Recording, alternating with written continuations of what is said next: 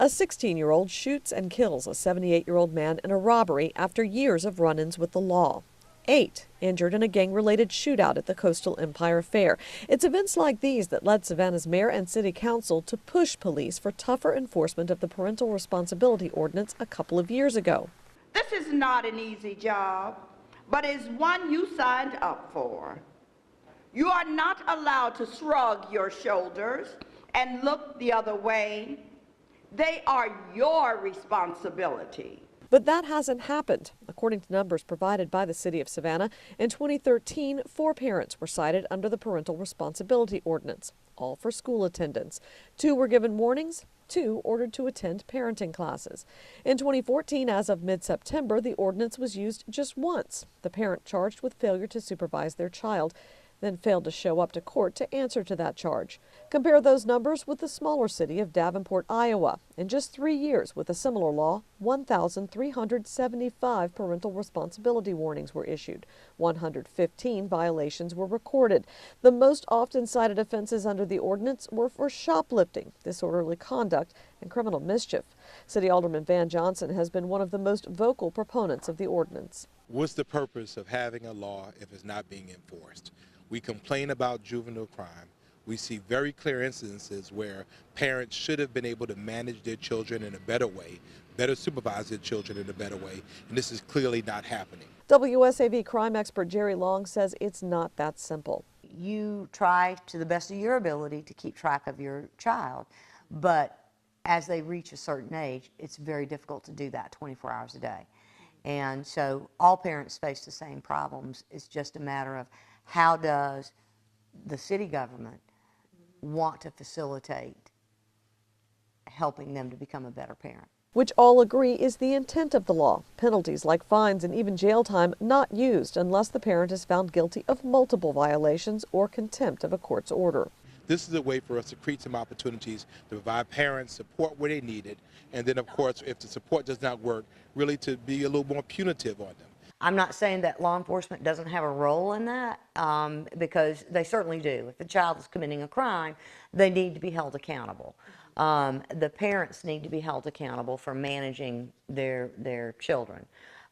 That is in fact not happening. So it's trying to find that balance and creating that referral process that is beneficial to all involved. Metro Police spokesman Julian Miller said publicly last September that the ordinance as written is difficult to enforce. City officials and police said they were going to get together to review it and see how it could be made better. As of last week, that had not happened, and neither side would sit down to talk with me about the issue. Alderman Johnson says a meeting isn't necessary. I was told by the city manager and the city attorney that there were no problems and that they were going to enforce it. My expectation is that it will be enforced and enforced soon. Sheila Parker, WSAV News 3. Between January 9th and April 3rd of this year, Metro Police submitted 87 rape kits to the GBI for processing, a nearly 60% increase over the number of kits submitted in all of 2014, some dating back 5 years. I spoke with Metro Special Victims Unit investigator Tiffany Manuel to find out why. Back in early fall of last year, we began talking with the DA's office in reference to rape cases and having them sent over or not sent over to the GBI.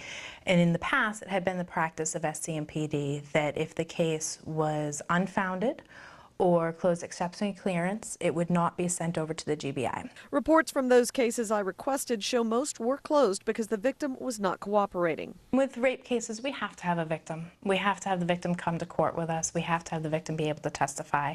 It's just imperative for us to prove a case to have the victim there. So if the victim doesn't want to cooperate, if the victim doesn't want to go through with it, it's really hard for us to take a case to court. So she says prior policy was not to expend time and money sending those kits for processing. The director of the Rape Crisis Center believes that was lax police work. When there is an issue whereby we're seeing time and time again with our cases, we could not locate the victim does not want to participate, call on the advocates of the Rape Crisis Center who is there to work in tandem with law enforcement and communicating with these victims. Something she says was never done, something this alleged rape survivor who did not want to be identified believes might have helped. When I reported my crime, the detectives weren't sensitive to my case. I feel the way that I reported it, the detective was not empathetic.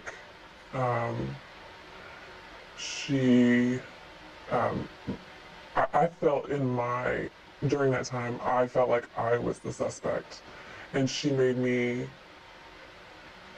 just feel like it was my fault, which made it really hard to keep reporting it. National outrage over unprocessed rape kits has grown over the past few years because it's believed DNA from those kits, properly entered into a national database, could help take offenders off the streets and possibly prevent other attacks. One thing we know for sure is that rapists don't rape one time.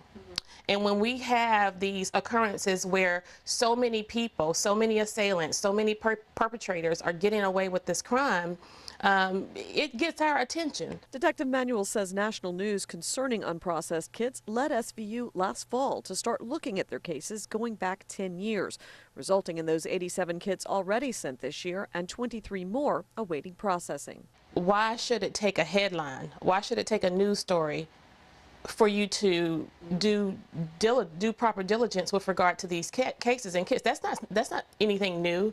That's not a new rule of the land. Gibson Carter says she's had concerns since taking over the Rape Crisis Center 2 years ago that the arrest rate was low compared to the number of kits that were being collected. After I had made several inquiries with the major and the sergeant at that time, and I was told that there were no kits in the department. She says after several recent cases in which a suspect was charged with multiple rapes, she went to Chief Lumpkin with her concerns. In his 40 years of policing, it didn't take much time for him to look at our numbers and to look at these cases to see that there was a problem. Sergeant Manuel says the old kits they've sent off this year have so far not led to any arrests, but their policy has changed for good. Well, our practice from here on out will be that we send everything except for the unfounded cases. I'm shocked that that wasn't the policy in the beginning, because it's terrifying to know if there really are repeat offenders out there. And being a victim and living in this community, it's a terrifying thought. This video of Charles Smith, wanted on multiple warrants, being arrested in this small Augusta Avenue convenience store, showed the moments leading up to the shooting that took his life. Well, we were actually sitting in a council workshop, and there were police officers in there, and then we gotten word that there was an officer-involved shooting in West Savannah on Augusta Avenue, that it was possibly a fatality, and that there were a lot of people gathering and very upset. Alderman Van Johnson represents the neighborhood and headed here immediately. I got down here, and it was pandemonium. To come down and see a young man laying in the middle of the street, and hundreds of people, very upset, very angry. Police officers that were very concerned on both ends of the spectrum. Very hot day, I remember. I heard about 100 different accounts of what occurred that day, from everything from the officer standing over him and saying, "I'm gonna kill you," and shooting him, to the guy running away and the officer shooting him. And again, I didn't know what to believe. But he urged everyone to give the GBI time to figure it out. It was a powder keg waiting to explode, and unfortunately it did not. As the investigation dragged on, regular marches and rallies were held here. We made a conscious decision for our police to be conspicuously inconspicuous during the rallies and demonstrations. The police were all over the place. You didn't see them, because the goal is that we wanted them to have the anger. We wanted them to express their anger. We wanted them to use their constitutional rights of freedom of speech, freedom of assembly. If they wanted to march, we wanted to support them in that. But not everyone supported the protests. In fact, the Neighborhood Association president says many protesting didn't actually live here. How can you tell me what you need out here, what we need out here, when you don't live out here? I live out here. I walk these streets every day. And they came looking for a fight, but I welcome them. I told them they need to come back, come back and see what you can do for the community, not come and try to destroy this community. But the reality is that a lot of people out here, they were trying to push a national issue. They were trying to take their Ferguson frustrations and their Trayvon Martin frustrations, and be able to exemplify that here in Savannah. They prefer to concentrate on the good things happening in the community. Groundbreaking for a new elementary, plans for a new grocery store, and Augusta Avenue revitalization projects, to name a few. Others I spoke to on the streets talked about the need for more and better paying jobs here. We're all a better community, you know, because we've learned how to care a little bit more, how to be engaged a little bit more, and again, it just turned focus on this community that's coming back. A focus they hope to turn from negative images like this to positive ones as they move forward. West Savannah is going places, and since the world is looking at us, then it's time for us to shine. And we don't want the wound open back up. You know, we want positive things. We are positive people. And we're not going to let anybody come in here and destroy what we got going. They can come out here and protest all they want, but that won't divide us.